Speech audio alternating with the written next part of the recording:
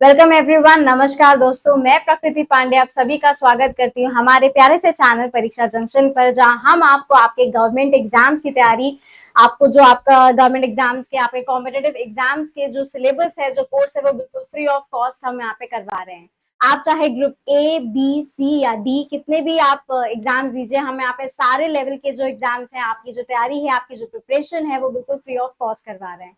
अभी हाल ही में आपका आरआरबी एनटीपीसी ग्रुप डी का एग्जाम कंडक्ट हुआ, जिसके लिए हम आपके लिए रेलवे लक्ष्य बैच लेके आए थे और हमने आपका समय से पहले ही वहां पे आपके जितना भी कोर्स है वो कंप्लीट करवा दिया था।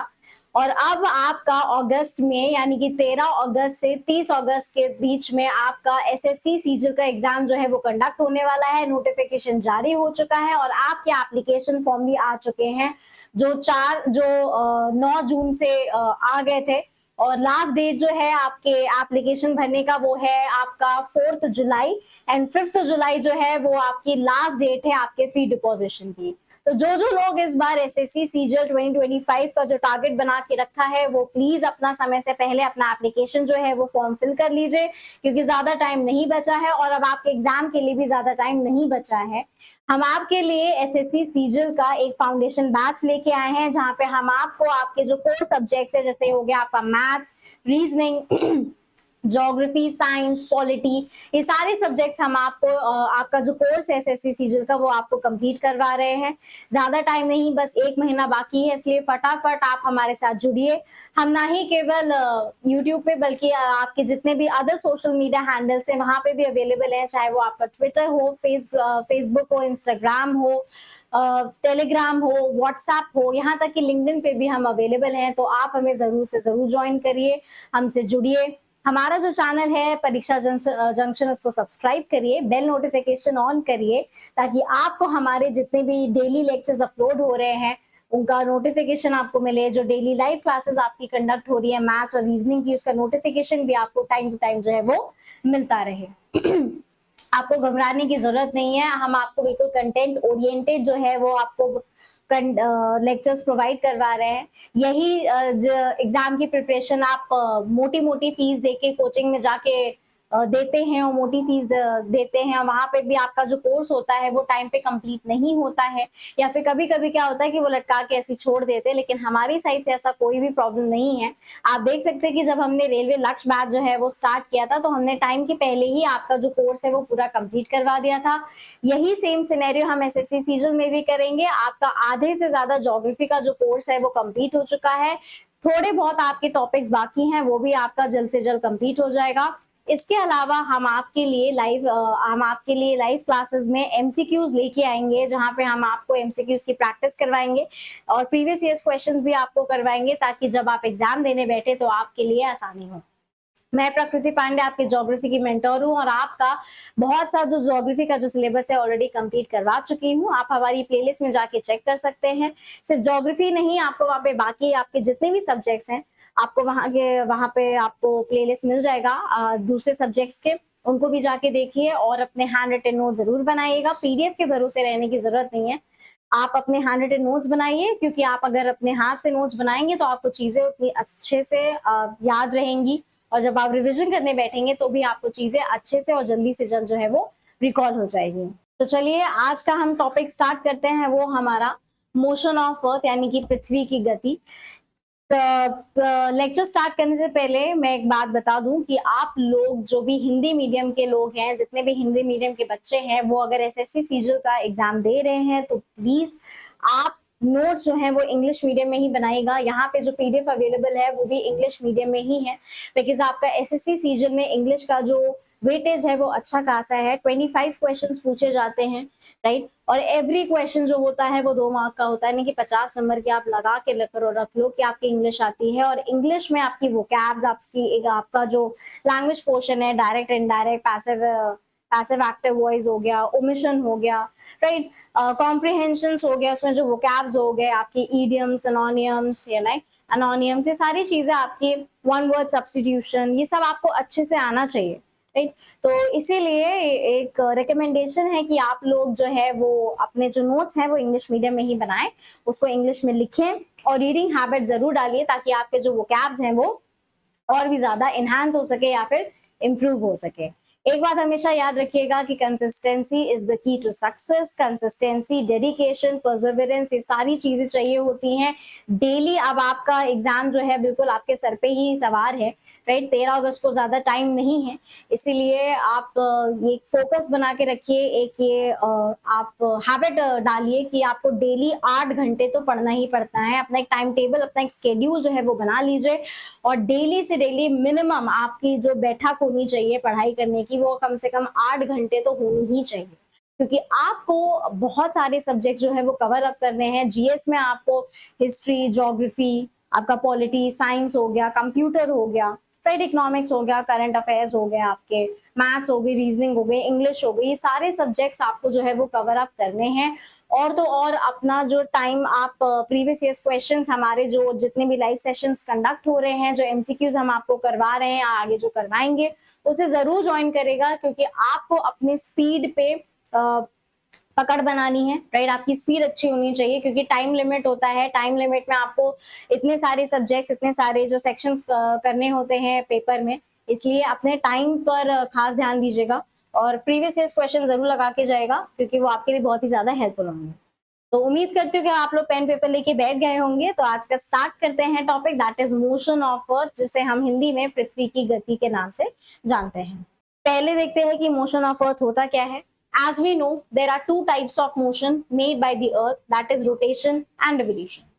तो हमें पता है कि अर्थ के दो प्रकार के मोशन होते हैं। पहला तो हो गया हमारा रोटेशन, और दूसरा होता है हमारा रेवोल्यूशन, राइट।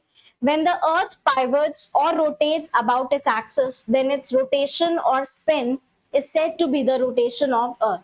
यानी कि पृथ्वी जब अपने ही एक्सिस पे रोटेट करती है, यानी कि वो एक जगह खड़े होके इस तरह से रोटेट करती है, तो उसे हम क्या बोलते हैं, रोटेशन के नाम से जानते हैं। यही वो चीज यहाँ पे बताई गई है, that when the earth pivots, pivot का मतलब होता है rotate, about its axis, then this rotation or spin is said to be the rotation of the earth, right? Similarly, the spinning motion of the earth about the sun is termed as the revolution of the earth. अब एक तो हमें rotation का पता चल गया कि अर्थ जो अपने एक्सिस पे ही रहकर रोटेट करती है, घूमती रहती है, उसको हम रोटेशन के नाम से जानते हैं। और एक और होता है मोशन, जिसे हम रेवोल्यूशन के नाम से जानते हैं, यानी कि अर्थ जब अपने ऑर्बिट में रहकर सन के इर्द गिर्द घूमती है, तब हम उसे रेवोल्यूशन बोलते हैं। यहाँ पे हम डायग्राम के थ्रू चीजों को समझते हैं, ताकि आपको अच्छे से समझ में आए। आज के लेक्चर में मैप की कोई जरूरत नहीं है, डायग्राम की जरूरत है। अब आप थोड़ा सा कॉन्सेप्चुअल चीजें पढ़ रहे हैं ज्योग्राफी में, तो आपको डायग्राम के थ्रू जो चीजें हैं वो समझने की जरूरत है। इसलिए कि रिकमेंडेशन है कि जब आप अपने नोट्स बना रहे हो, तो अपने नोट्स में डायग्राम के थ्रू चीजों को, डायग्राम भी उसमें जो है बनाएगा, और डायग्राम के थ्रू कोशिश करेगा कि डायग्राम के थ्रू जो है वो आप पूरा जो टॉपिक है वो सब निपटा दे और समझ लें, ठीक। अब यहाँ पे हम देखते हैं कि जैसे ये हो गया हमारा सन, और हमें पता है कि जो ऑर्बिट्स होती हैं वो सन के इर्द गिर्द रहती है। जैसे ये हो गया सोलर सिस्टम टॉपिक, हमने ऑलरेडी पढ़ा रखा है, आपको प्लेलिस्ट में जाके आप चेक करिएगा, और सोलर सिस्टम के लेक्चर को जरूर देखिएगा, ठीक है।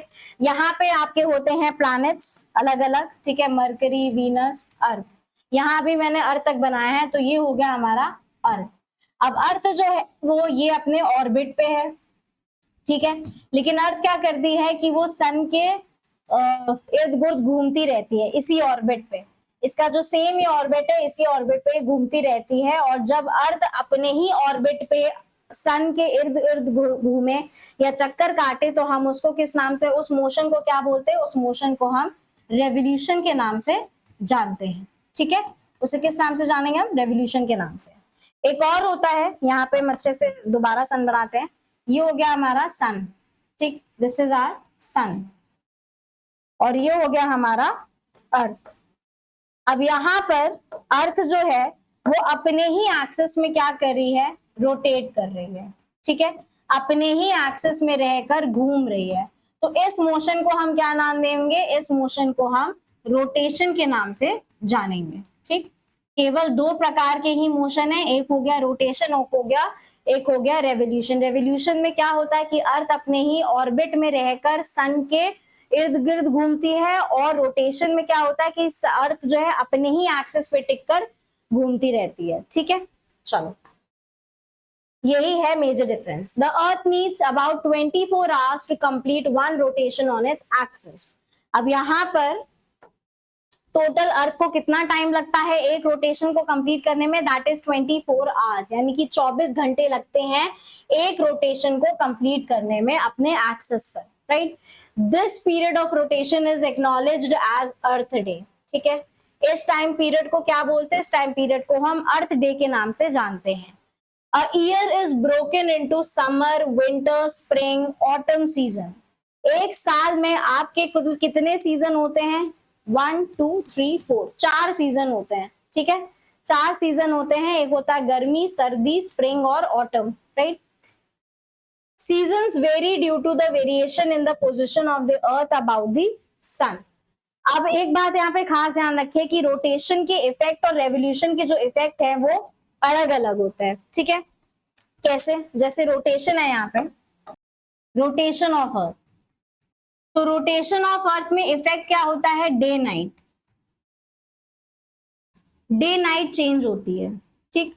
हम आगे डायग्राम के थ्रू अच्छे से पढ़ेंगे, लेकिन यहाँ पे हम आपको क्या बता रहे हैं, इफेक्ट बता रहे हैं कि रोटेशन ऑफ अर्थ की वजह से इफेक्ट क्या देखने को मिलता है कि दिन और रात देखने को मिलती है, ठीक है।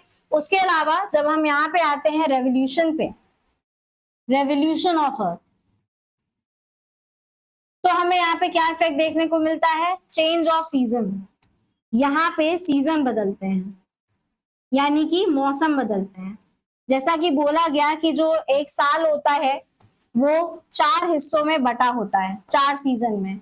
एक हो गया हमारा समर, दूसरा हो गया हमारा विंटर, फिर एक हो गया हमारा ऑटम सीजन और दूसरा हो गया हमारा स्प्रिंग सीजन, ठीक। और ये यहाँ पे 1 ईयर की बात हो रही है। तो यहाँ पर जब हम चेंज इन सीजन देखते हैं तो वो किसकी वजह से होता है, वो रेवोल्यूशन ऑफ अर्थ की वजह से होता है, ठीक है। चलो next, due to the earth spherical shape only half of the earth surface receives light from the sun. अब जरूरी नहीं है कि जहां पर दिन हो वहां पर रात भी हो, राइट। जैसे कि आप देख सकते हैं कि आज जैसे इस समय यहाँ पर इंडिया में इस समय दिन है, सुबह का टाइम है, तो अमेरिका में क्या होगा, अमेरिका में इस समय रात होगी, राइट। वहां पर यही एग्जैक्ट टाइम या फिर एग्जैक्ट यही डे जो है वो नहीं होगा, आगे पीछे भी हो सकता है। और तो और क्या होगा कि इस समय वहां पर रात होगी। उसका रीजन क्या है कि हमारा जो अर्थ होता है वो रोटेट करता है, राइट। जो अर्थ रोटेट करता है अपने एक्सिस पे, ये हो गया हमारा सन और ये हो गया हमारा अर्थ, ठीक। अब यहां पर हम देखेंगे कि ये जो पोर्शन है, हमारा जो अर्थ होता है वो टिल्टेड होता है, ठीक। कितने एंगल पे, 23.5 डिग्री पे टिल्ट रहता है, ठीक। तो यहाँ पर इस पोर्शन पे क्या पड़ रहा है, सूर्य की किरणें पड़ रही है, सनलाइट जो है वो इस पोर्शन पे पड़ रही है। तो इस पोर्शन में चूंकि हमें सनलाइट रिसीव हो रही है तो यहाँ पे क्या होगा, आपका डे टाइम होगा, ठीक है। क्या होगा यहाँ पे, डे टाइम होगा। और चूंकि यहाँ पर इस पोर्शन में आपका सनलाइट रिसीव नहीं हो रहा है तो यहाँ पर क्या होगा, यहाँ पे होगा नाइट टाइम, ठीक है। यहाँ पे होगी रात। यही वो पॉइंट जो है समझाने की यहाँ पे कोशिश की गई है, that due to the earth spherical shape only half of the earth surface receives light from the sun. यानी कि जो पोर्शन सन की तरफ फेस करता है वहां पर क्या होता है, दिन होता है, राइट। और जो पोर्शन सन से दूर रहता है, वो जो ऑपोजिट डायरेक्शन में फेस करता है, वहां पर क्या होती है, रात होती है। Thus, the portion of the earth facing the sun experiences day and the remaining section experiences night in motion of the earth. वही सेम चीज जो यहाँ पे मैंने आपको एक्सप्लेन करी, यही वो पॉइंट जो है, इस पॉइंट, यही वो एक्सप्लेनेशन है जो इस पॉइंट में समझाया गया, बताया गया पॉइंट। नेक्स्ट, अब यहाँ पे हम पढ़ते हैं रोटेशन ऑफ अर्थ के बारे में। Now imagine a line passing through the center of the earth that goes through both the North Pole and the South Pole. This imaginary line is called an axis, right? अब जैसा कि हमने यहाँ पे देखा कि हमारा जो अर्थ है, ये हो गया हमारा अर्थ, ये हमारा अर्थ। अब अर्थ जो है आप ध्यान रखिएगा कि नॉर्थ पोल यहाँ पे नहीं होता है, जो हमारा अर्थ होता है वो टिल्टेड होता है।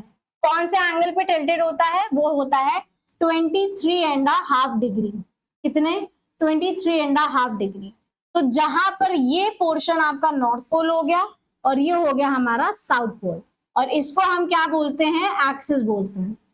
एक्चुअली में ऐसी कोई लाइन रियलिटी में एग्जिस्ट नहीं करती है, राइट? एक्चुअल में ऐसी कोई भी लाइन रियलिटी में एग्जिस्ट नहीं करती, ये एक इमेजिनरी लाइन है ना, जिसे हम मानते हैं कि हमारा जो अर्थ होता है वो टिल्टेड होता है। कितने एंगल पे? 23.5 डिग्री एंगल पे टिल्टेड रहता हुआ। ठीक है, यहीं पे वो बात बोली गई है, that a line passing through the centre of the earth that goes through the both north pole and south pole and this imaginary line is called as axis. ये हो गया हमारा नॉर्थ पोल और ये हो गया हमारा south pole, right?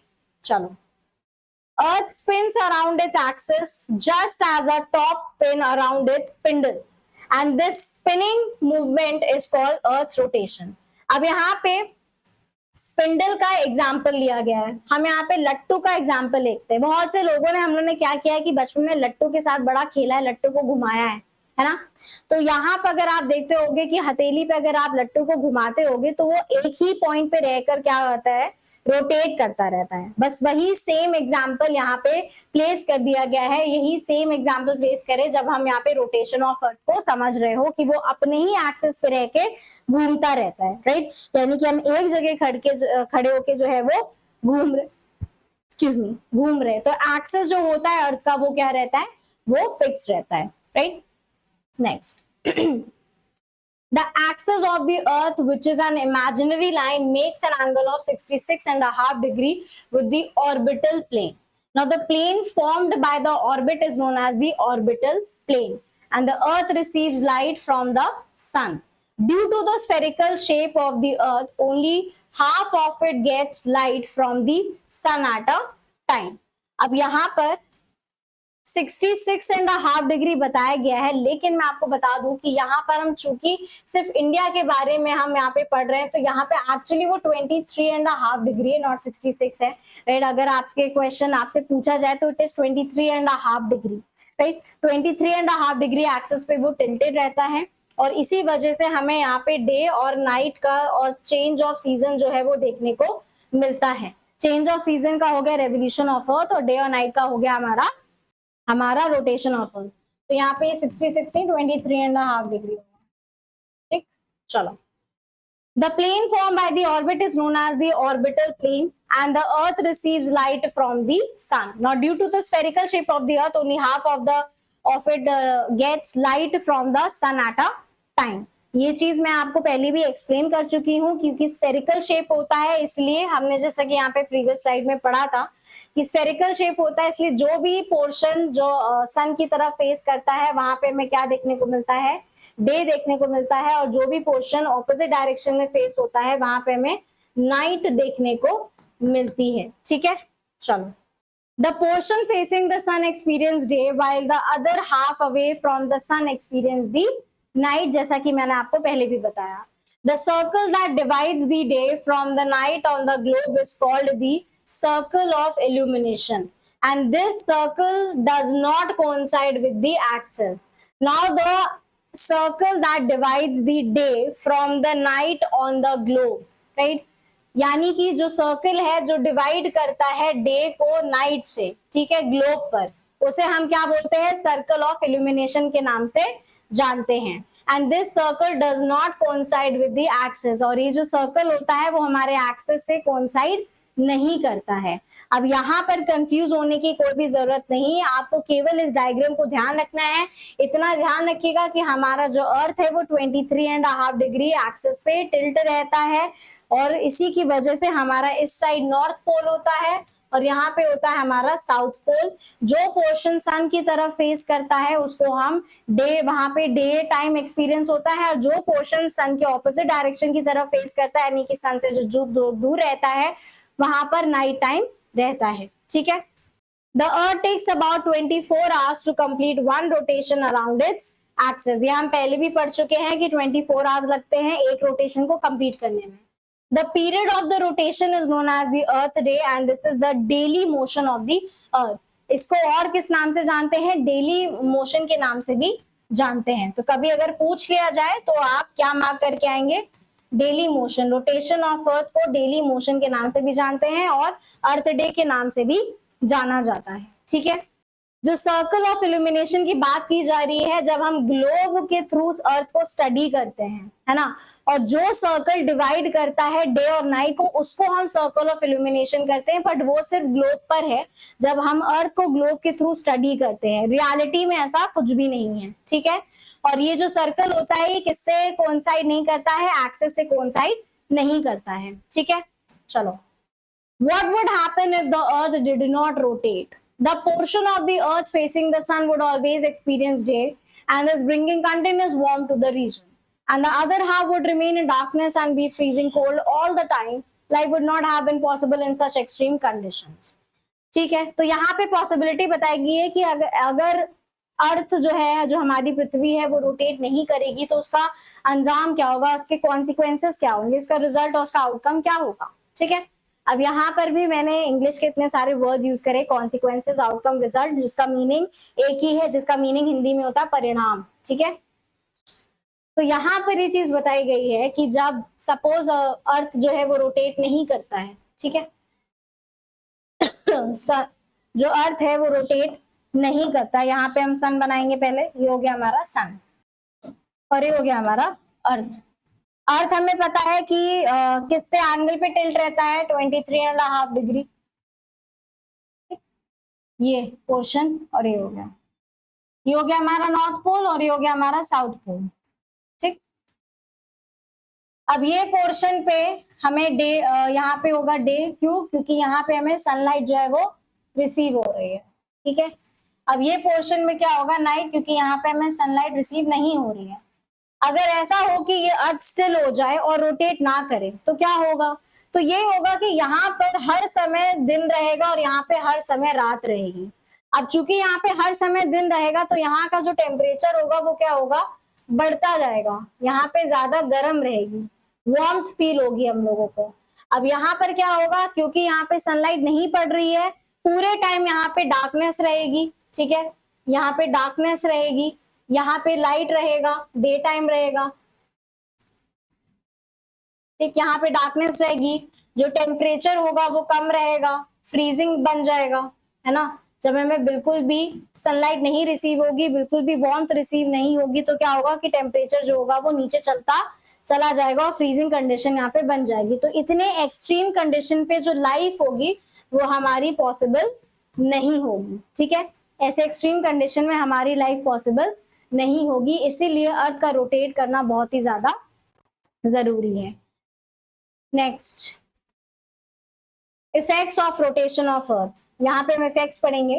That the earth rotates on its axis taking approximately 24 hours to complete one rotation. अब यहाँ पे एक चीज ध्यान रखिएगा कि ये अप्रोक्स है, एग्जैक्ट नहीं है, है ना। एग्जैक्ट कुछ और ही है, वो हम आगे जाके पढ़ेंगे। लेकिन अगर पूछा जाए कभी भी, जैसे हम पढ़ते हैं ना कि एक दिन में कितने घंटे होते हैं, तो एक दिन में ऐसा माना जाता है कि एक दिन में 24 घंटे होते कुल मिला के। तो ये भी एक हमारा अप्रोक्सीमेशन है, यहाँ पे एग्जैक्ट वैल्यू नहीं दी गई है।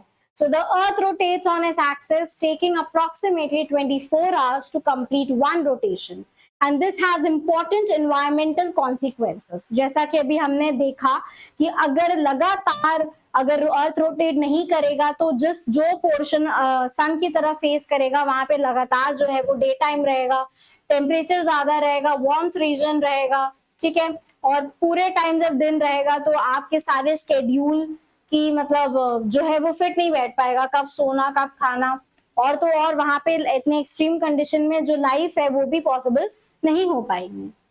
So rotation creates a diurnal cycle of the light and darkness, temperature, humidity changes। सब कुछ इस पे निर्भर करता है, रोटेशन पे निर्भर करता है। कैसे? ऑब्वियसली बात है कि जब अर्थ रोटेट करेगा तो दिन भी होगी और रात भी होगी, दोनों जरूरी है।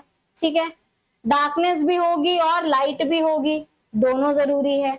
अर्थ में भी और लाइफ में भी दोनों जरूरी है। ठीक है, टेम्परेचर कभी ज्यादा कभी कम रहेगा, दिन में टेम्परेचर ज्यादा होता है और रात में टेम्परेचर कम रहता है, यानी कि चीजें जो है वो बैलेंस रहती हैं, राइट। और ह्यूमिडिटी रहेगी, चेंजेस, ओके। तो यहाँ पर एक और बात यहाँ पे ध्यान रखिएगा कि यहाँ पे टेम्परेचर का जो मैंने आपको यहाँ पे एग्जांपल दिया बैलेंस का, ये हमारे लाइफ में भी उतना ही ज्यादा इंपॉर्टेंट है जितना अर्थ पे इंपॉर्टेंट है।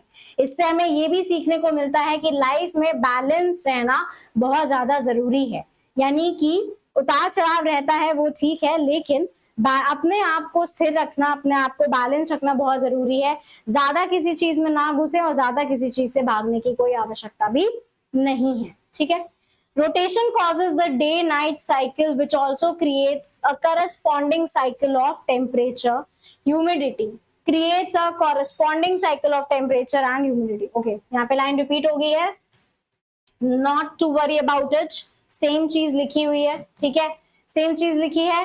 Rotation causes day and night, ये तो हमें पता ही था कि दिन रात जो होता है वो रोटेशन की वजह से ही होता है। और तो और it also creates a corresponding cycle of temperature and humidity. अब टेम्परेचर ज्यादा होगा, वहां पे इवेपोरेशन होगा, कंडेंसेशन होगा, प्रेसिपिटेशन होगा। ह्यूमिडिटी कब होती है? जब बरसात हो जाती है, बरसात के बाद जो टेम्परेचर रहता है, यानी कि जब धूप निकल आए, हवा ना चले, तब हमें उमस लगती है। ह्यूमिडिटी को हिंदी में हम ह्यूमस ही बोलते हैं, राइट। तो ये सारी चीजें जो है वो रोटेशन ऑफ अर्थ की वजह से ही कॉज होती हैं, ठीक। Rotation requires the creation of standardized time zones. There are 24, one for each hour of the Earth's rotation. ये चीज जब हमने आपको इससे पहले टॉपिक करवाया था, उसमें ऑलरेडी आपको बहुत ही अच्छे से एक्सप्लेन किया था, तो यहाँ पे हम दोबारा एक्सप्लेन नहीं करेंगे इस चीज को। आपको वो लेक्चर देखना है जो हमारा सोलर सिस्टम हो गया, जो हमारा यूनिवर्स हो गया, ये सारी चीजें जो है मैंने वहां पे एक्सप्लेन कर रखी हैं। आपका जो लोकेशन ऑफ इंडिया है उसमें भी मैंने थोड़ा बहुत ये सारी चीजें बताई हैं, तो उसमें आप जाइए और जाके देखिए। यहाँ पे दोबारा उसको रिवाइज दोबारा यहाँ पे रिपीट नहीं करूंगी, ठीक है, वो लेक्चर जाके देखिए। Standard time zone, each time zone covers 15 degree of longitude और 1 आवर ऑफ अर्थ रोटेशन, ठीक है। अब ये आपके एसएससी के पॉइंट ऑफ व्यू से इंपॉर्टेंट इसलिए इतना नहीं भी होता है क्योंकि वहां पे आपके न्यूमेरिकल्स नहीं पूछे जाएंगे, राइट। आपके एग्जाम में न्यूमेरिकल्स नहीं आएगा, तो यहाँ पे केवल इतना ध्यान रखना है कि स्टैंडर्ड टाइम जोन में कितने डिग्री कवर करता है लॉन्गिट्यूड, 15 डिग्री कवर करता है, और 1 आवर ऑफ अर्थ रोटेशन। यहाँ पे हमको केवल यही फैक्ट जो है वो याद रखना है, that rotation requires the creation of standard time zone and there are 24, one for each hour of the earth rotation. और एक जो हमारा स्टैंडर्ड टाइम जोन होता है वो कितना कवर करता है? 15 डिग्री कवर करता है। It covers 15 degree of longitude, ठीक है। Next, rotation causes the tides twice daily rise and fall of sea level. ये भी टाइड जो है अलग से टॉपिक करवाया था मैंने, प्लेलिस्ट में आप जाके देखिएगा, वो लेक्चर जरूर देखिएगा। उसमें डिटेल में मैंने स्प्रिंग टाइड, नीप टाइड पढ़ाया हुआ है। मून और सन का जो ग्रेविटेशनल पुल होता है, मून और सन का, उसका जो इफेक्ट पड़ता है टाइड पे, वो भी मैंने आपको बहुत अच्छे से उसमें एक्सप्लेन किया है। तो यहाँ पर दोबारा एक्सप्लेन नहीं करेंगे, वो लेक्चर जाके आप जरूर देखिएगा और उससे नोट बनाएगा। यहाँ पे इस पॉइंट को देखेंगे, that rotation causes the tides twice daily rise and fall of sea level. Tide हमें पता है कि जब लहरें ऊपर उठती नीचे उठती उसको हम टाइड के नाम से जानते हैं, ठीक है। अब यहाँ पर एक और चीज ध्यान रखिएगा कि सन का उतना मेजर रोल नहीं होता है टाइड में जितना हमारा मून का होता है, ठीक है। मून का ज्यादा मेजर रोल होता है, लेकिन रोटेशन क्या होता है कि अर्थ जो होता है वो रोटेट करता है। अब यहाँ पर ध्यान रखिएगा कि अर्थ जो है वो सन को रोटेट करता है, सॉरी, अपने आसपास अपने ही एक्सिस में रह के रोटेट करता रहता है, ठीक है।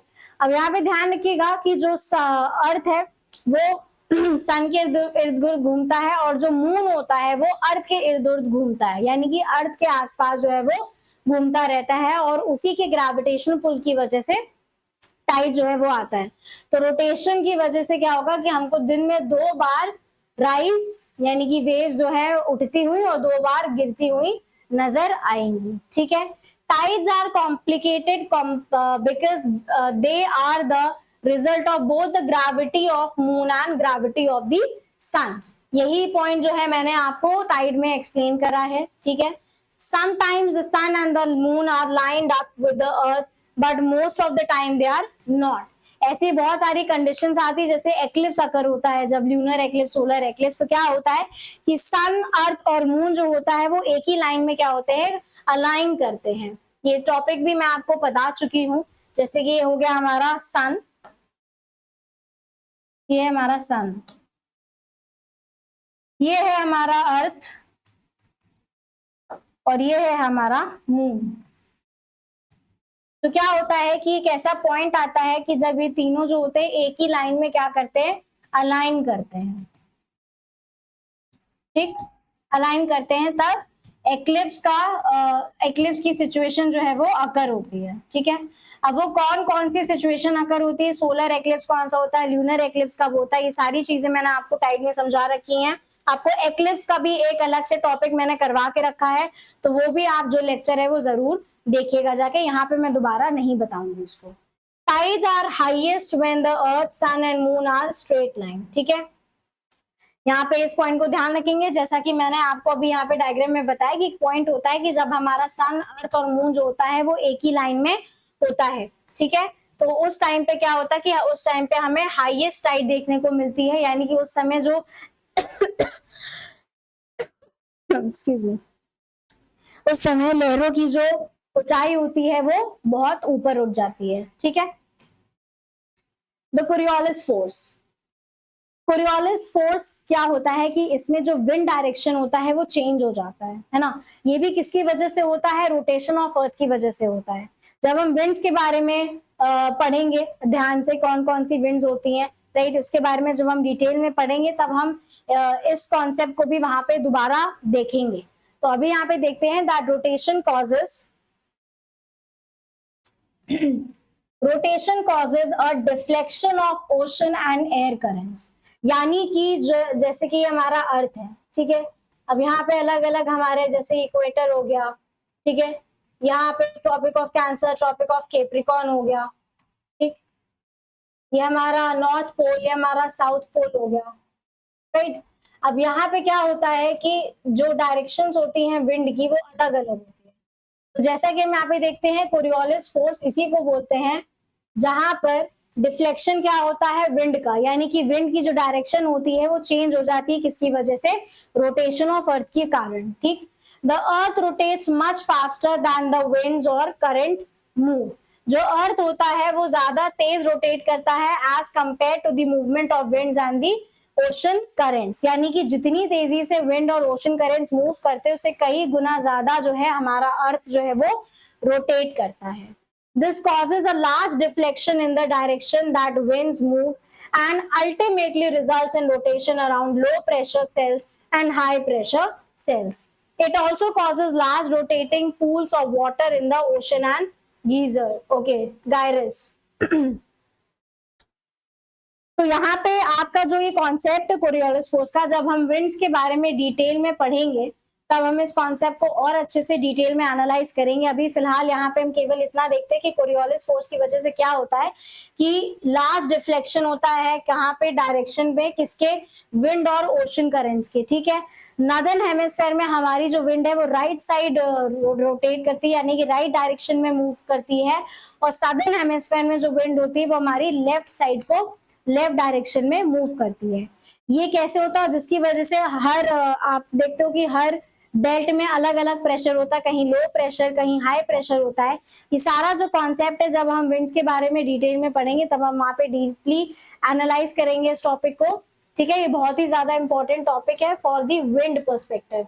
हमारा जो विंड टॉपिक है उसके पर्सपेक्टिव से बहुत ही ज्यादा इंपॉर्टेंट कॉन्सेप्ट है ये, इसको उस टाइम पे पढ़ेंगे। यहाँ पे भी आपको केवल इतना ध्यान रखना है कि कोरियोलिस फोर्स जो है वो किसकी वजह से कॉज होता है, रोटेशन ऑफ अर्थ की वजह से कॉज होता है, और जिसकी वजह से इम्पैक्ट इतना लार्ज होता है कि जो विंड की डायरेक्शन होती है वो चेंज हो जाती है, और उसी को हम कोरियोलिस फोर्स के नाम से जानते हैं।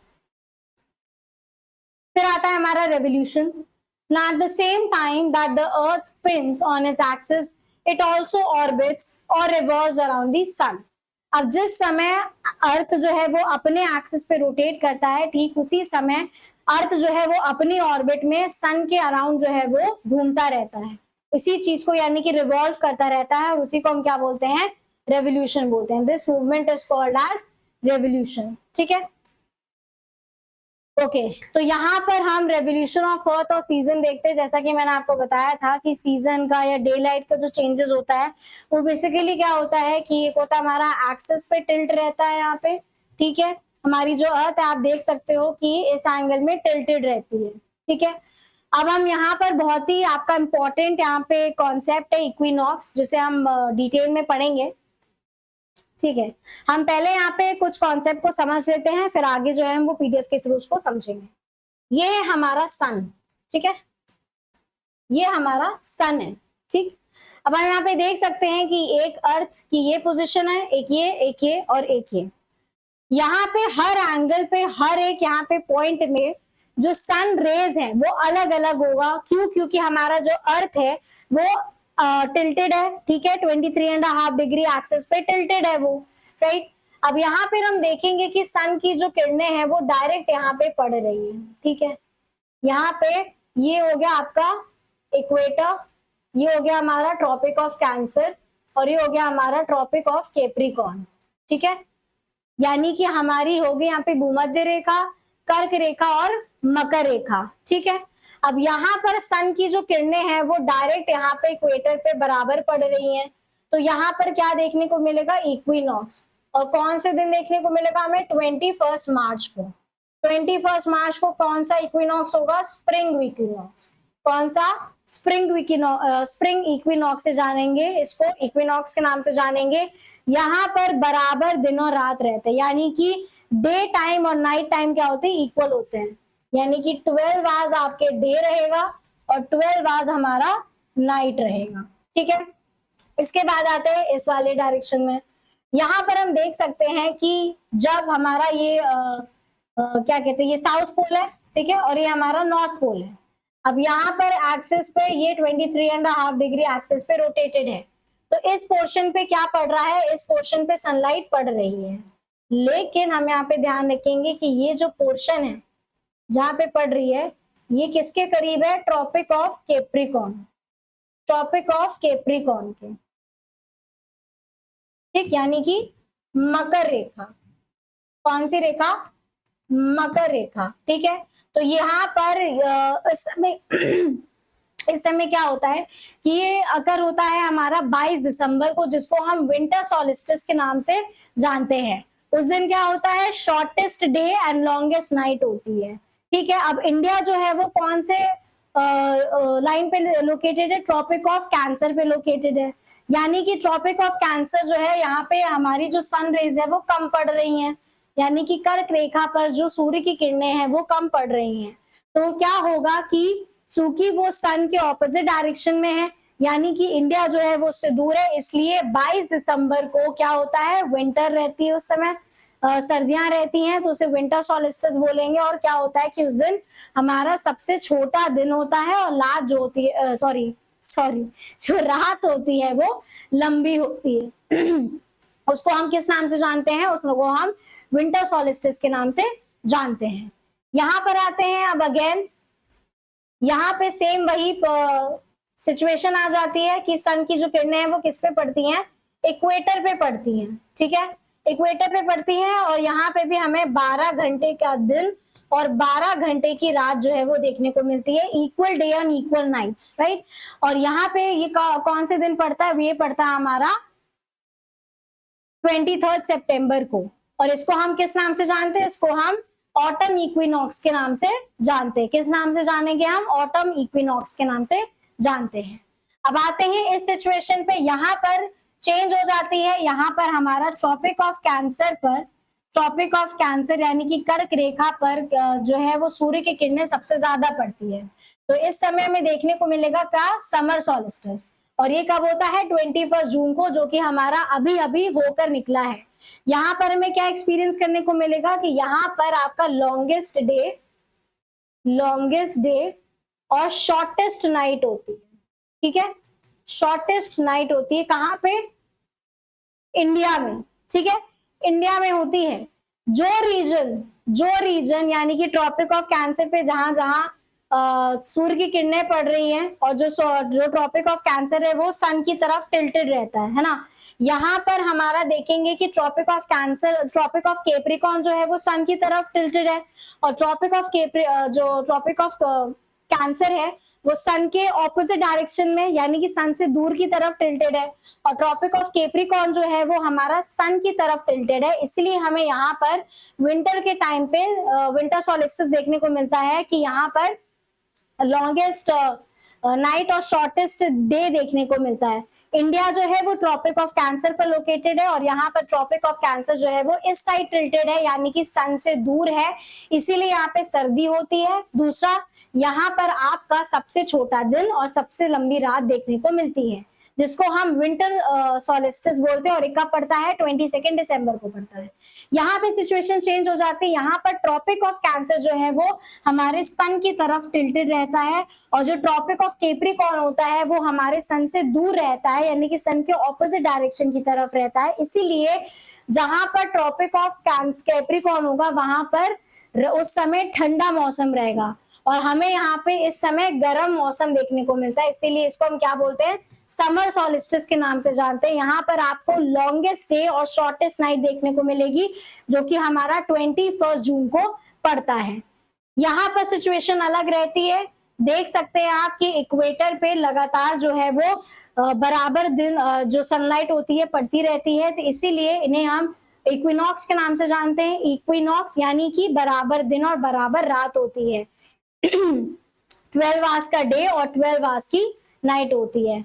तो 21 मार्च को जो यहाँ पे इक्विनॉक्स पड़ता है हम उसको स्प्रिंग इक्विनॉक्स के नाम से जानते हैं, और 23 सितंबर को जो इक्विनॉक्स देखने को मिलता है हम उसको ऑटम इक्विनॉक्स के नाम से जानते हैं। आई होप चीजें यहाँ पे क्लियर होंगी, ठीक है। बहुत ज्यादा डिफिकल्ट तो नहीं था समझना, बट फाइन, हमें यहाँ पे समझ में आ गया।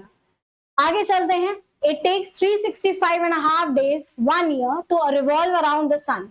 तो यहाँ पे टोटल कितना टाइम लगता है, यहाँ पर टोटल लगता है कितना, 365.5 days to revolve around the sun. We consider a year consisting of 365 days only and ignore the 6 hours for the sake of convenience. यानी कि एग्जैक्ट जो है वो हमारे 365 डेज नहीं होता, 364 डेज होता है। 364 days and it's actually 365 days and 6 hours. ठीक, actually it is 365 days and 6 hours। ठीक, हम इस 6 घंटे को इग्नोर कर देते हैं, ठीक है, इस 6 घंटे को हम इग्नोर कर देते हैं। और ध्यान रखिएगा कि बाकी के जो 6 घंटे हम इग्नोर करते रहते हैं, हर 4 साल में हमारा लीप ईयर आता है, ठीक है, लीप ईयर आता है जहां पे हम एक एक्स्ट्रा जो डे होता है वहां पे उसको जोड़ देते हैं, ठीक है, यानी कि 24 आवर्स 6 into 4 करोगे तो कितना होगा, 24 होगा। तो वो 24 आवर्स कितना हुआ, इक्वल टू 1 डे हुआ। तो 1 जो एक्स्ट्रा डे होता है वो फरवरी के मंथ में 29 डेज होते हैं तब, ठीक है, और वो हमारा कौन सा होता है, वो हमारा लीप ईयर होता है, ठीक है।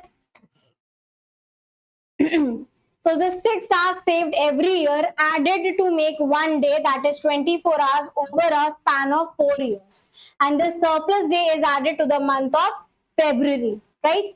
Thus, every 4th year, February is 29 days instead of 28 days. Such a year with 366 days is called as leap year. The gravitational pull of the sun keeps Earth and the other planets in orbit around the star.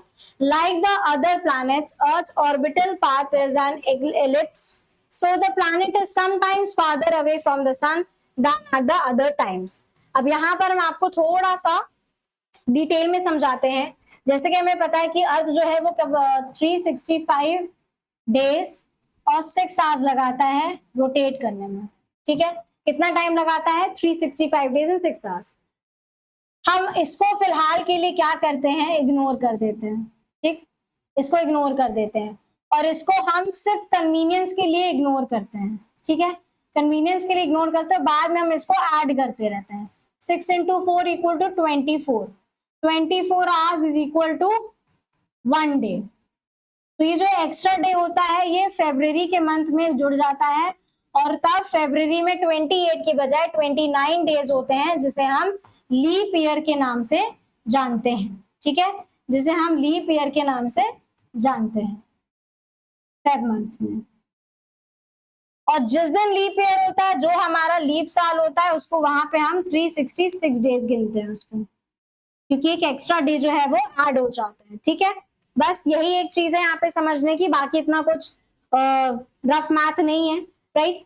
इतना कुछ typical math नहीं है समझने के लिए, बहुत ही easy सा concept है कि हमारा जो अर्थ रिवॉल्व करता है वो टोटल 365 डेज और 6 आवर्स लेता है रिवॉल्व करने में, लेकिन हम 6 घंटे जो होते हैं एक्स्ट्रा, हम उसको टाइम बीइंग के लिए इग्नोर करते रहते हैं और उसको 4 साल जो है वो ऐड करते रहते हैं। 4 साल में अगर 6 घंटा जोड़ते रहोगे तो कितना बनेगा, 24 आवर्स बनेगा। और हमें पता है कि एक दिन में कुल मिला के कितने घंटे होते हैं, 24 आवर्स होते हैं अप्रोक्सीमेटली। तो यहाँ पर जो एक दिन होता है वो जुड़ जाता है कौन से मंथ में, फरवरी मंथ में हम जोड़ देते हैं। और जिस भी ईयर में ये 1 एक्स्ट्रा डे ऐड होता है, तब फरवरी में 28 डेज नहीं 29 डेज होते हैं, और उसको हम लीप ईयर के नाम से जानते हैं, और उस दिन हमारे पास 366 डेज होते हैं, ठीक है। चलो next, the closest Earth gets to the Sun each year is at perihelion, which is 147 million kilometer, यानी कि 14.7 आप कह सकते हो करोड़ या फिर मिलियन किलोमीटर, यहाँ पे दूरी बताई गई है। कितना होता है, 14.7 मिलियन, ये हमारा किलोमीटर है, ठीक है। On about 3rd January and the furthest is at the aphelion 152, यानी कि अप्रॉक्स 150 मिलियन किलोमीटर। On 4 जुलाई, इसे हम एपीहीलियन के नाम से जानते हैं। तो यहाँ पर distance of sun and earth के बीच की बात की जा रही है, ठीक है। यहाँ फिर से डायग्राम की जरूरत पड़ेगी, हम डायग्राम के थ्रू यहाँ पे बताते हैं आपको। जैसे कि ये हमारा सन है और ये हो गया हमारा अर्थ। अब क्या होता है कि कभी कभी अर्थ का जो डिस्टेंस होता है, अर्थ जो होता है वो रिवॉल्व कर रहा होता है इसके, सन के। तो कभी कभी ऐसा होता है कि अर्थ जैसे आज यहाँ है, तो एक टाइम पे क्या होगा कि अर्थ जो होगा और पास आ जाएगा इसके, सन के, राइट, सन के और पास आ जाएगा, ठीक है। कभी कभी फिर और दूर हो जाएगा, फिर और पास आ जाएगा, फिर दूर हो जाएगा, ठीक है। ऐसा ही रहता है जैसे आजकल रहता है कि कभी पास कभी दूर, कभी पास कभी दूर, वही चीज है यहाँ पे। तो जब हमारा अर्थ जो है वो सन के करीब होता है तो डिस्टेंस जो होता है वो कम होता है। कितना डिस्टेंस होता है, 14.7 मिलियन किलोमीटर। कितना, 14.7 मिलियन किलोमीटर डिस्टेंस होता है। और जब हमारा अर्थ जो है सन के पास होता है तो हम उसको पेरीहीलियन के नाम से जानते हैं। उसको हम क्या टर्म करते हैं, पेरीहीलियन के नाम से जानते हैं। और ये कब अकर होता है, ये अकर होता है हमारा 3rd जनवरी को। कब, 3rd जनवरी को। अब आप बोलोगे कि अर्थ जो होता है वो सन के इतना पास होता है, लेकिन तब 3rd जनवरी में तो सर्दियां होती हैं। तो भैया वो इंडिया में सर्दी होती है ना, पूरे अर्थ में, तो पूरा जो इंडिया है वो पूरे अर्थ में नहीं फैला हुआ है, तो केवल अर्थ में रहती है। और उसका कारण क्या है कि ये टिल्टेड रहता है, राइट, ये टिल्टेड रहता है। तो यहाँ पे ये इस साइड हमारा ट्रॉपिक ऑफ कैंसर होता है, इस साइड हमारा ट्रॉपिक ऑफ कैप्रिकॉर्न होता है। हमारा अर्थ किस लाइन पे लोकेटेड है, ट्रॉपिक ऑफ कैंसर पे लोकेटेड है। तो चूंकि ये सन जो होता है वो डिस्टेंट रहता है, जो इंडिया रहता है हमारा, ठीक है, इंडिया कहाँ पे लोकेटेड है, हमारा ट्रॉपिक ऑफ कैंसर पे लोकेटेड है, ठीक है। इसीलिए ये जो पोर्शन दूर रहता है, इसलिए हमें यहाँ पे विंटर जो है वो एक्सपीरियंस करने को मिलता है। लेकिन 3rd जनवरी को सिचुएशन क्या होती है, जो अर्थ होता है वो सन के करीब होता है, तो कुछ जगहों पे गर्मी होती है। जैसे आप लेके चलो कि इस समय ऑस्ट्रेलिया में ठंड है और यहाँ पर भारत में क्या है, गर्मी है। और जब भारत में सर्दी आती है तो ऑस्ट्रेलिया में क्या एक्सपीरियंस करने को मिलता है, तब हमें ऑस्ट्रेलिया में गर्मी महसूस करने को मिलती है, गर्मी देखने को मिलती है, ठीक है।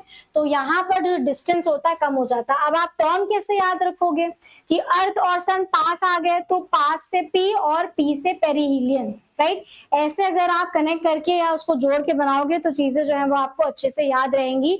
तो यहाँ पर हम देखते हैं कि हमारा ये जो कॉन्सेप्ट है जिसे टर्म कहते हैं पेरीहीलियन, यहाँ पे तब होता है जब अर्थ जो होता है सन के पास होता है। अब ऐसा भी होता है कि जो अर्थ होता है वो सन से दूर होता है, तब डिस्टेंस कितना होता है, तब होता है हमारा 150 मिलियन किलोमीटर डिस्टेंस। और ये कब हमें देखने को मिलता है, हमें 4 जुलाई को देखने को मिलता है। ठीक है, 4 जुलाई को देखने को मिलता है और ऐसी कंडीशन को हम एपीहीलियन बोलते हैं, एपीहीलियन बोलते हैं। ठीक है, अब इसको भी कनेक्ट करके देखते हैं, जैसे कि सन और अर्थ का जो डिस्टेंस है वो ज्यादा बढ़ गया, अपार हो गए, है ना। अपार का मतलब क्या होता है, दूर दूर होना, तो ए फॉर अपार और ए फॉर एपीहीलियन।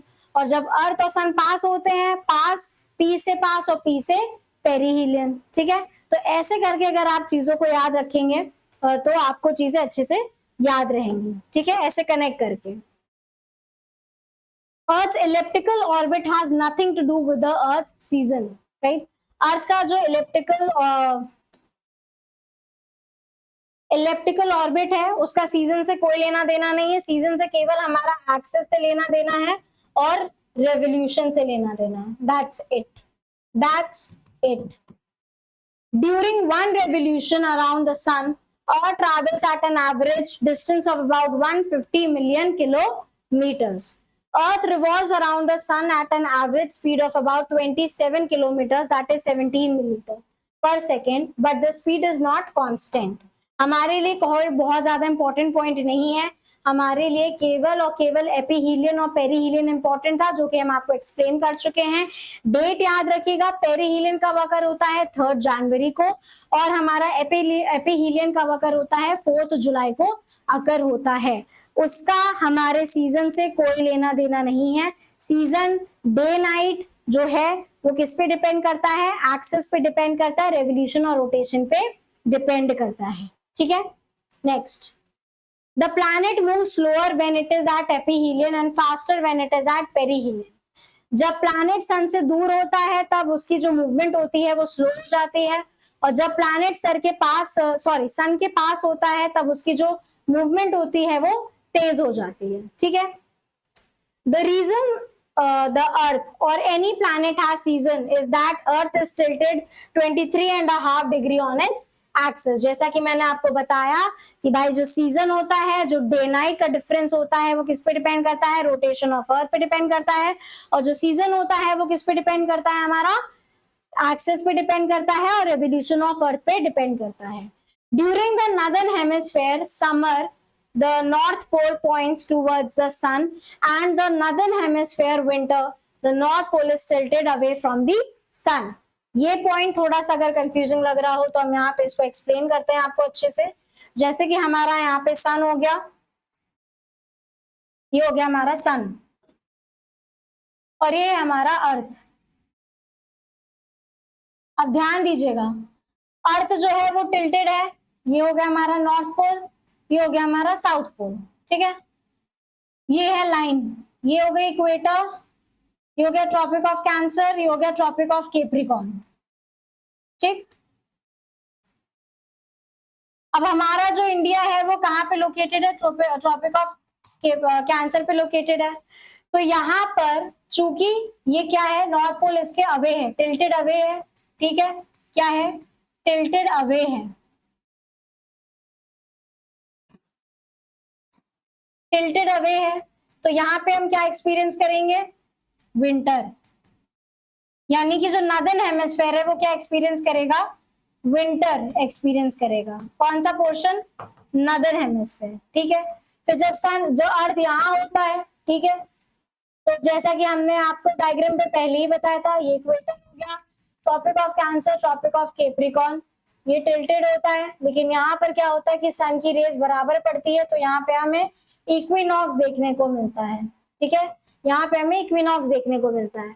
यहाँ पे सिचुएशन अलग रहती है, यहाँ पे हमारा नॉर्थ पोल और ये हो गया हमारा साउथ पोल। अब चूंकि हमें वहां पे विंटर देखने को मिलता है, यहाँ पर ट्रॉपिक ऑफ कैंसर जो है वो सन की तरफ फेस कर रहा है। ठीक है, यहाँ पे डायरेक्ट रेज जो है वो सन पे, ट्रॉपिक ऑफ कैंसर पे पड़ रही है, अर्थ पे सन पे पड़ रही है, सॉरी इंडिया पे पड़ रही है। तो यहाँ पर हमें समर एक्सपीरियंस करने को मिलता है, समर सीजन। ठीक, तभी हमें यहाँ पे समर सॉलिस्टिस देखने को मिलता है। यही पॉइंट यहाँ पे समझाया गया है और यही चीज हम यहाँ पे आपको डायग्राम के थ्रू पे भी यही चीज यहाँ पे समझ सकते हैं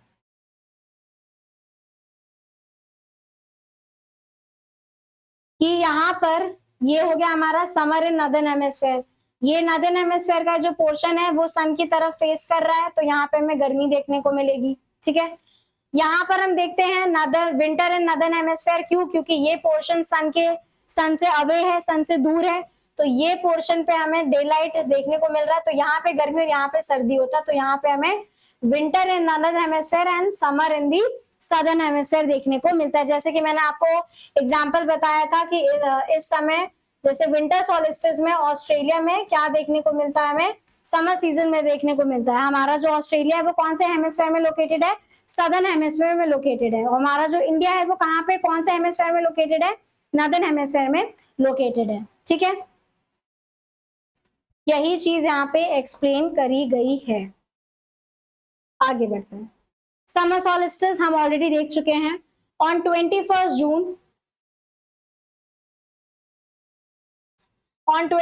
जून the northern hemisphere is tilted towards the sun. हमारा जो नॉर्दर्न हेमिस्फेयर है वो सन की तरफ झुका रहता है। ठीक है, the rays of the sun fall directly on the Tropic of Cancer. किस पे पड़ती है? ट्रॉपिक ऑफ कैंसर, जिसको हम हिंदी में कर्क रेखा के नाम से जानते हैं। As a result these areas receive more heat. अब चूंकि सन की तरफ टिल्टेड है, तो ऑब्वियस सी बात है कि वहां पे ज्यादा हमें जो सनलाइट है वो देखने को मिलती है, एक्सपीरियंस करने को मिलती है, रिसीव होती है। ठीक है, the areas near the poles receive less heat as the rays of the sun are slanting. Right, तो वहां पर हम देखते हैं कि पोल्स पे जो सन रेज होती हैं वो नहीं पड़ती, क्योंकि सन रेज होती है वो स्लैंटिंग होती है, टिल्टेड रहती है, स्लैंटिंग रहती है, सीधी नहीं पड़ती है। और नॉर्थ पोल जो होता है वो टिल्टेड होता है, अवे होता है। ठीक है, एकदम कोर पे, एक्सट्रीम कोर पे प्रेजेंट रहते हैं ये सारे पोल्स।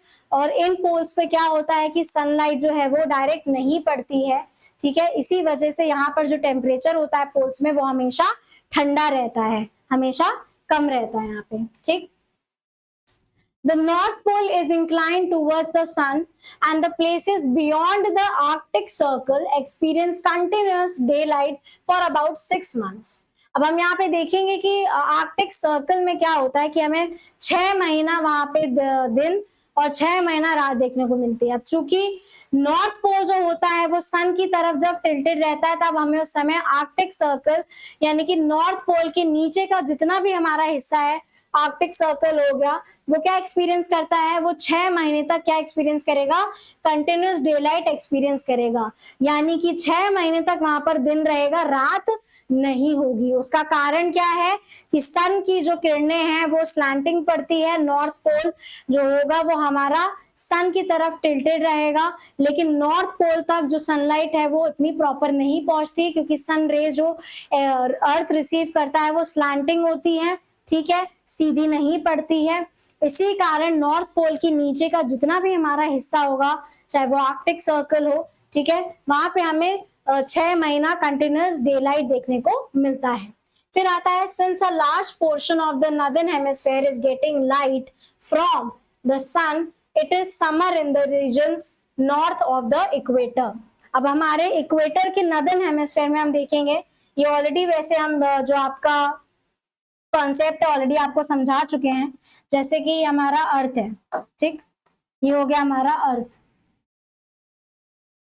अब यहाँ पे हम देखेंगे हो गया हमारा इक्वेटर 0 डिग्री, ये हो गया हमारा 23.5 डिग्री नॉर्थ, और ये हो गया हमारा 23.5 डिग्री साउथ।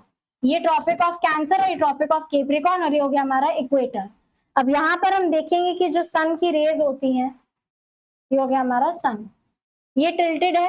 ठीक है, ये टिल्टेड है, तो यहाँ पर हम देखते हैं जो इक्वेटर है, ठीक। अब यहाँ पे इक्वेटर जो होता है वो अर्थ को 2 हेमिस्फीयर में डिवाइड करता है। एक हो गया हमारा नॉर्दर्न हेमिस्फीयर और दूसरा हो गया हमारा सदर्न हेमिस्फीयर। तो ये हो गया हमारा नॉर्दर्न हेमिस्फीयर और ये हो गया हमारा सदर्न हेमिस्फीयर। तो हमारे इक्वेटर के नॉर्थ साइड पे, यानी कि हमारे इक्वेटर के नॉर्थ डायरेक्शन में, ये हो गया हमारा नॉर्थ पोल और ये हो गया हमारा साउथ पोल। इक्वेटर के नॉर्थ डायरेक्शन में क्या पड़ता है? नॉर्दर्न हेमिस्फीयर पड़ता है। और जब हमारा जो ट्रॉपिक ऑफ कैंसर होता है वो सन की तरफ होता है, it is tilted towards the sun, और the northern hemisphere is facing towards the sun, तब हमें वहां पे गर्मी एक्सपीरियंस करने को मिलती है। यही चीज हमारे यहाँ पे इस पॉइंट में बताई गई है, that a large portion of the northern hemisphere is getting light from the sun and it is summer in the regions north of the equator. ये हो गया इक्वेटर, और इसके नॉर्थ में हमको क्या देखने को मिलता है, गर्मियां देखने को मिलती है। यहाँ पे यही पॉइंट जो है वो समझाया गया है, ठीक है, यही पॉइंट जो है वो समझाया गया यहाँ पे। The longest day and the shortest night at these places occur on 21 जून। जैसा कि मैंने आपको बताया कि 21 जून को हम क्या बोलते हैं, समर सॉलिस्टिस के नाम से जानते हैं। कॉन्सेप्ट हम आपको ऑलरेडी एक्सप्लेन कर चुके हैं, ठीक है। At this time in the southern hemisphere all these conditions are reversed. Southern hemisphere में ये सारी जो कंडीशंस होती हैं वो रिवर्स रहती हैं, यानी कि 21 जून को जब हमें नॉर्दर्न हेमिस्फीयर में लॉन्गेस्ट डे और शॉर्टेस्ट नाइट देखने को मिलता है, तो वहीं पे हमें सदर्न हेमिस्फीयर में 21 जून को लॉन्गेस्ट नाइट और शॉर्टेस्ट डे एक्सपीरियंस करने को मिलेगा, क्योंकि उस समय वहां पे क्या होगी, विंटर होगी, ठीक है, वहां पे विंटर होगी। और चूंकि हमारा यहाँ पर 21 जून को दिन बड़ा और रात छोटी होती है नॉर्दर्न हेमिस्फीयर में, तो सदर्न हेमिस्फीयर में इसका ऑपोजिट होगा। 21 जून को दिन छोटा और रात बड़ी होगी, ठीक है, इस चीज का खास ध्यान रखिएगा। It is winter season there, the nights are longer than the days and this position of the earth is called summer solstice. Summer solstice northern hemisphere में कहलाया जाता है, ठीक है। कौन सी डेट होती है, 21 जून होती है। चलो नेक्स्ट, फिर आता है हमारा winter solstice. Now on 22 December, the Tropic of Capricorn receives direct rays of the sun as the south pole tilts towards it. अब क्या होता है कि 22 दिसंबर को जो हमारा सदर्न हेमिस्फीयर है वो सन की तरफ टिल्ट होता है, और जो नॉर्दर्न हेमिस्फीयर होता है वो सन से अवे होता है, यानी कि सन से दूरी में होता है, it is tilted away from the sun. So on 22 December, Tropic of Capricorn receives direct rays of the sun as the south pole tilts towards the sun. North pole जो होता है, यहाँ पे ये हो गया हमारा सन, तो ये हो गया हमारा साउथ पोल, ये हो गया हमारा नॉर्थ पोल। हम देख सकते हैं कि जो नॉर्थ पोल है वो it is tilted away from the sun and south pole it is tilted towards the sun. तो यहाँ पे सदर्न हेमिस्फीयर में हमें समर देखने को मिलती है। क्या देखने को मिलती है, समर। और नॉर्दर्न हेमिस्फीयर में क्या एक्सपीरियंस करने को मिलता है, विंटर एक्सपीरियंस करने को मिलता है। As the sun's rays fall vertically at the Tropic of Capricorn, that is 23.5 degrees south, a larger portion of the southern hemisphere gets light. तो वही चीज है यहाँ पे कि 22 दिसंबर को चूंकि नॉर्दर्न हेमिस्फीयर में विंटर सॉलिस्टिस एक्सपीरियंस करने को मिलता है, यानी कि छोटा दिन और बड़ी रात होती है, तो वही सदर्न हेमिस्फीयर में उल्टा हिसाब होता है, वहां पर समर होता है, ठीक है, सदर्न हेमिस्फीयर में, और वहां पर दिन बड़े और रात छोटी होती है, ठीक है। Therefore, it is summer in the southern hemisphere with longer days and shorter nights. The reverse happens in the northern hemisphere, and this position of the earth is called winter solstice, जो हमारा 22 दिसंबर को पड़ता है, ठीक है। Next है हमारा equinox. Now on 21st March and 23rd September, direct rays of the sun fall on the equator. जैसा कि हमने डायग्राम में ऑलरेडी देखा था, यहाँ पे ये रहा आपका डायग्राम। यहाँ पे जो सनरेज हैं वो डायरेक्ट पड़ रही हैं कहाँ पे, इक्वेटर पे, ठीक है। और यहाँ पर चूंकि रेस पड़ रही है इसीलिए यहाँ पर हमें बराबर दिन और बराबर रात देखने को मिलती है, यानी कि 12 घंटे आपका दिन रहता है और 12 घंटे आपकी रात रहती है, ठीक है। यहाँ पे बस जब डेट अलग अलग आती हैं तो नाम अलग हो जाते हैं, ठीक। बाकी डेट्स यहाँ पे हम याद रखेंगे, 21 मार्च और 23 सितंबर को हमें इक्विनॉक्स देखने को मिलता है।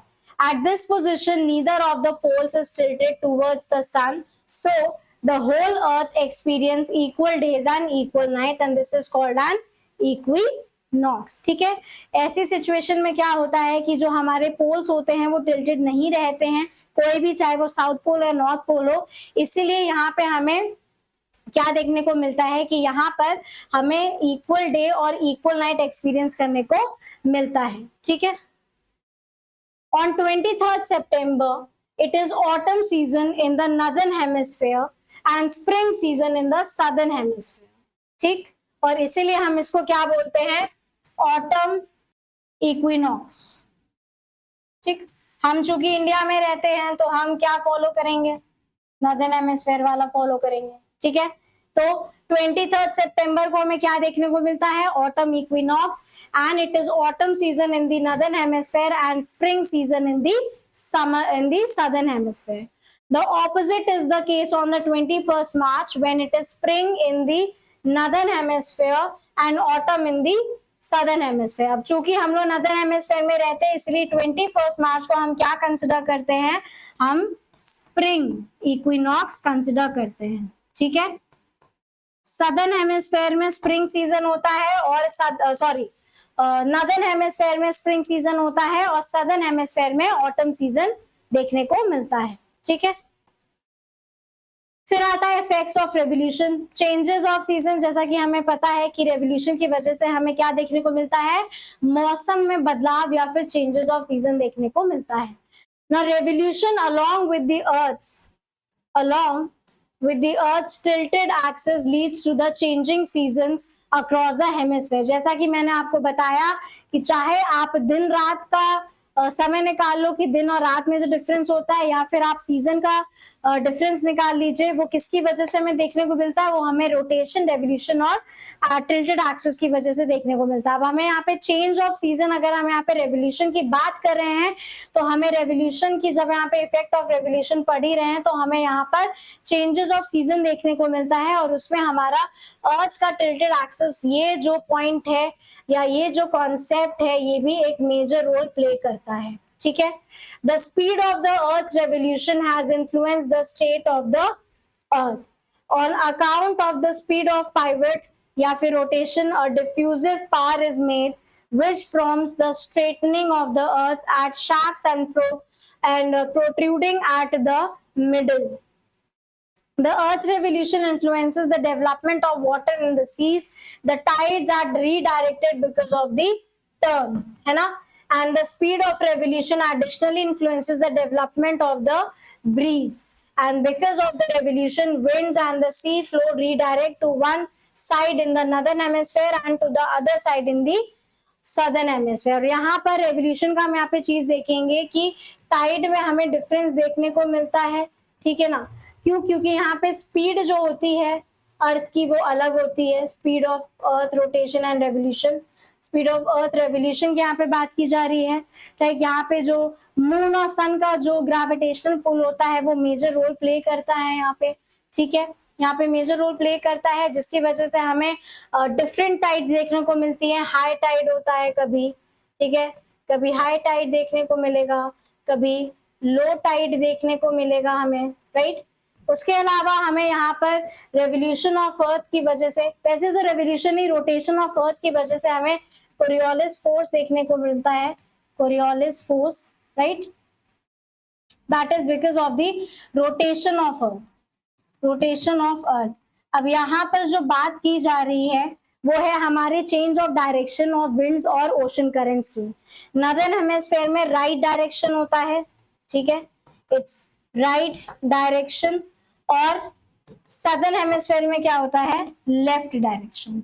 ये हम यहाँ पे याद रखेंगे। यहाँ पे ये डायरेक्शन ऑफ विंड की बात कर रहे हैं यहाँ पे, ठीक, विंड की बात हो रही है यहाँ पे। तो यहाँ पर आज का जो हमारा टॉपिक है मोशन ऑफ अर्थ यहाँ पे खत्म होता है।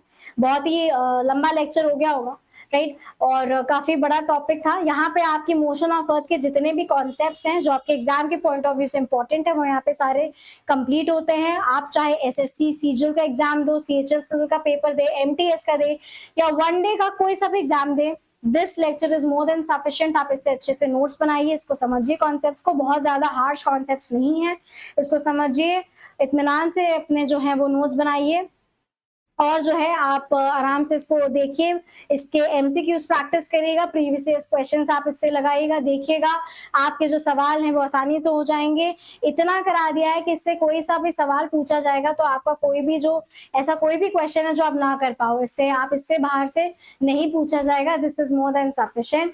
तो यहाँ पर हमारा मोशन ऑफ अर्थ जो टॉपिक है वो खत्म होता है। नेक्स्ट क्लास में हम आपसे एक नए टॉपिक के साथ मिलेंगे, राइट। तो आपको हमारा लेक्चर कैसा लगा, आपको समझ में आया, आपको कितना समझ में आया, आप हमें जरूर बताइएगा कमेंट सेक्शन में। रिकमेंडेशन अगर आपको कोई देनी हो तो आप हमें जरूर दीजिएगा, आपको कोई भी सजेशन देना हो। अगर उसके अलावा भी अगर आपको कोई भी क्वेरी हो तो आप कमेंट सेक्शन में भी अपनी जो क्वेरीज हैं वो हमें लिख के भेज सकते हैं। इसके अलावा आप हमारे हमारे टेलीग्राम का जो ग्रुप है और हमारा जो व्हाट्सएप का जो ग्रुप है वहां पे भी आप हमें ज्वाइन कर सकते हैं। लिंक आपको हमारे डिस्क्रिप्शन बॉक्स में अवेलेबल हो जाएगा, तो आप हमारे साथ जरूर जुड़िएगा। आपके साथ साथ जितने भी आपके फ्रेंड्स हैं जो आपके साथ साथ तैयारी कर रहे हैं उनको भी हमारे इस चैनल, इस इनिशिएटिव के बारे में जरूर बताएगा, ताकि वो भी आपकी तरह फ्री ऑफ कॉस्ट जो हम आपको इतना अच्छा एजुकेशन प्रोवाइड करवा रहे हैं उसका पूरा लाभ जो है वो उठा सके। याद रखिएगा that consistency is the key to success. Consistent रहिए, ज्यादा टाइम बाकी नहीं है। आप ये लगातार अपना जो शेड्यूल है बना के रखिए, लगातार इस चीज की कोशिश करिएगा कि दिन में कम से कम मिनिमम आप 8 घंटा तो बैठे ही बैठे पढ़ाई करने के लिए, तभी आपके जो कोर्सेज हैं वो हो पाएंगे। प्रैक्टिस करते रहिए, प्रीवियस ईयर क्वेश्चंस देखते रहिए। आप जितना ज्यादा प्रैक्टिस करेंगे उतनी ज्यादा अच्छी आपकी स्पीड बनेगी और आप क्वेश्चन जो है वो अच्छे से सॉल्व भी कर पाएंगे, राइट। तो अच्छे से पढ़ाई करिए, मस्त रहिए, स्वस्थ रहिए, एकदम बिंदास तरीके से अपनी जो है वो तैयारी करिए। Thank you so much and God bless you all.